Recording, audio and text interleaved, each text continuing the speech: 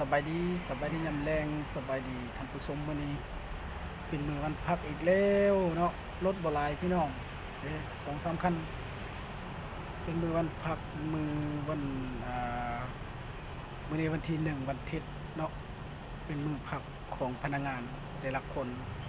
อ่าแต่ละบุคคลเนาะบางคนก็พักบางคนบ่พักพี่น้อง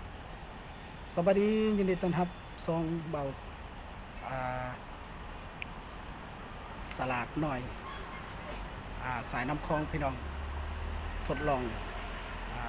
บรรยากาศและก็ทดลองส่องไม้พี่น้องก็ฝากติดตามเลยเด้อพี่น้องเนาะ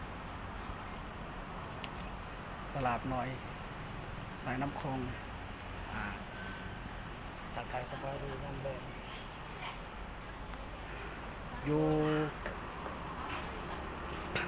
บนเก่าบนเดิมพี่น้องเดี๋ยวอัปเดตอันแรง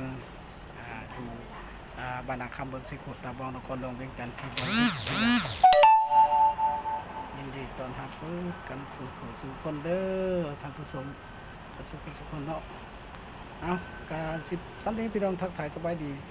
ฝากกดไลค์กดแชร์เด้อผู้ใดเบิ่งคลิปนี้กับฝากติดตามสองไม้ของเบาสลัดน้อยสายน้ำคลองพี่น้องกดไลค์กดแชร์กดติดตามเพื่อแจ้งเตือนเบิ่งคลิปต่อไปพี่น้อง